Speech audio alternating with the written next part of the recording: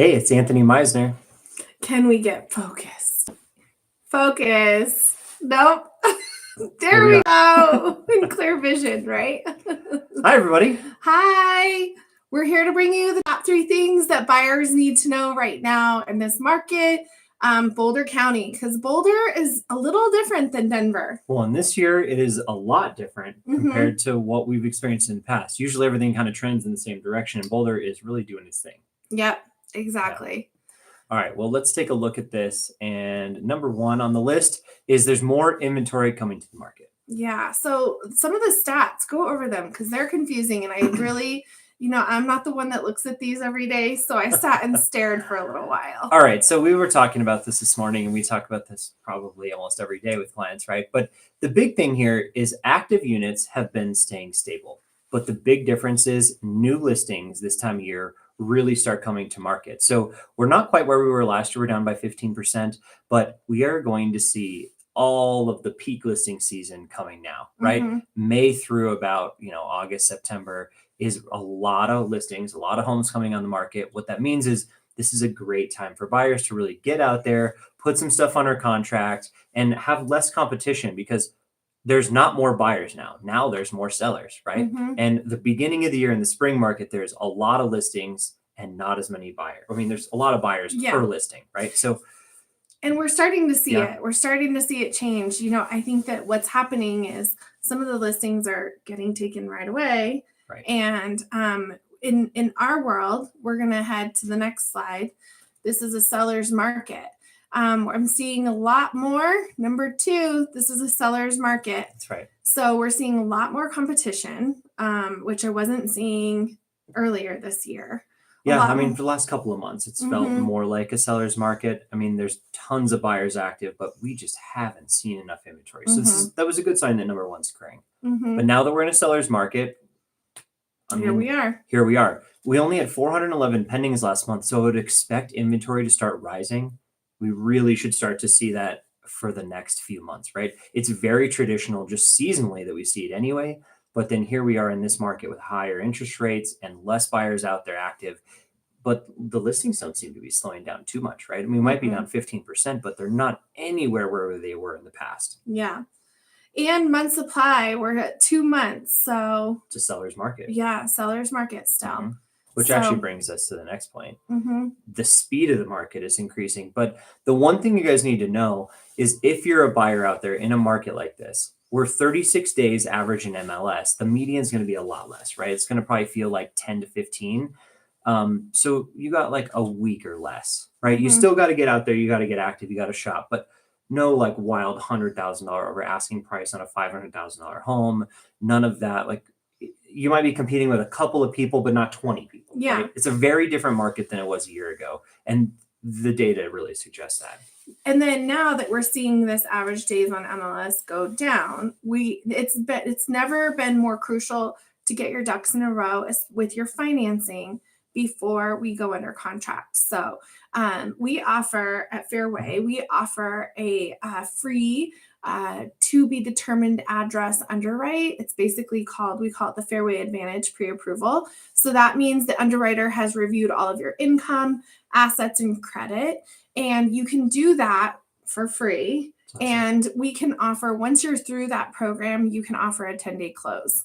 So that's really helpful when we're looking at this. If you're working with a lender who can only close you in 30 days, you're not going to be competitive in this market. Right.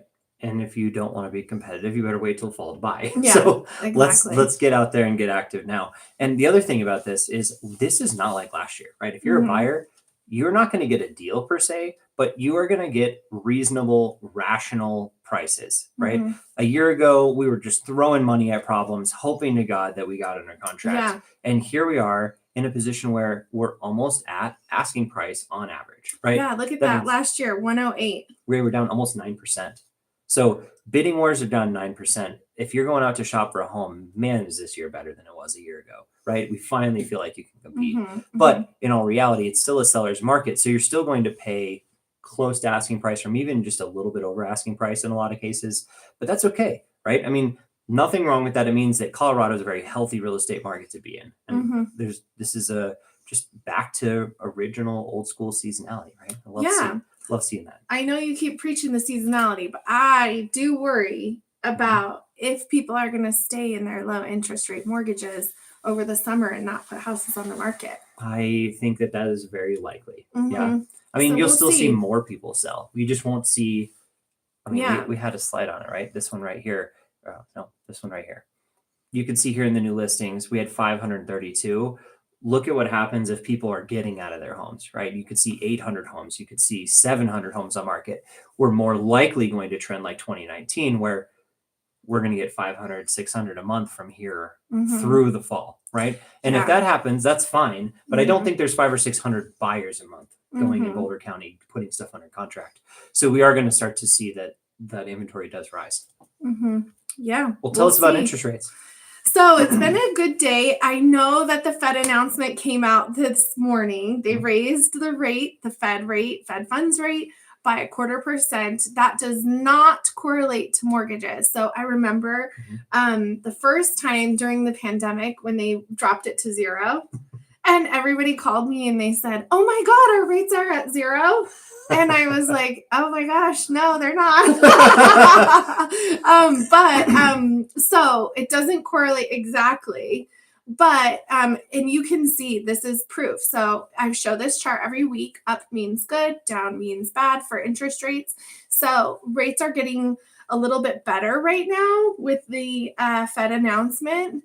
And we've been talking about it for weeks. Next week, during our Wednesday update, we're going to know the inflation number that we have been so anxiously awaiting, May 10th. Yeah, let's hope it's nice and low. Yeah. And then we'll have to see what the market does to react to that news. But, I was talking to a client just right before we recorded this, and I was like, we can do our best to predict what the market is going to do. But I didn't predict the Ukraine war. That's right. And I also didn't predict the SVB bank thing. Well, and now we got multiple banks failing, right? There's a lot of bank problems right now. Right. And that's a good indicator of this recession. So let's just pray that inflation is more under control and trending in the right direction. Yeah. But, so my thing is, okay, let's look at a 30-day window of when we're under contract, a 2-week window, a 10-day window, a 30-day window. When is the best time to lock while you're under contract? And somebody who watches the market like me would be able to tell you that information. So we'll try to capitalize. What my strategy is, when we watch the market, when we see it improving, we don't lock. When we see it start to take a turn for the worse, we lock. And then that should capitalize on the best rates while we're under contract. Take a look at this. This is actual interest rates, right? Yeah. So this is the slide that tells us where we're at now. Where we're at, where we've been. It says 6.5% on average. 6.5. Yeah. We're a little lower than that. I mean, this is national average, right? So, yeah. But I would say, we've been here for a little while. I luckily didn't lock many people in the past week while we were taking that little journey into the mid to high sixes. Yeah. I didn't lock anyone. So luckily I had all my pipeline protected from that market shift. But with any luck, we'll see this trend down a little bit, which would be really helpful. I have a feeling I'm going to be in a locking position this week. And I just can't wait for May 10th because I've been talking about it for literally 4 months. Seriously. I'm over it. I'm pretty sure we brought it up in January and February. We did. Oh boy. Well, good news is that if you're a buyer, you couldn't pick a better time to buy right now because there's a lot less competition than before. And honestly, if you're a buyer, you got to capitalize before interest rates come down because there's going to be way too much competition again, supply shortages and the whole bit in the next year or two. Yeah. So this is a really important year, right? Right. Date the rate. Marry the house. Yeah.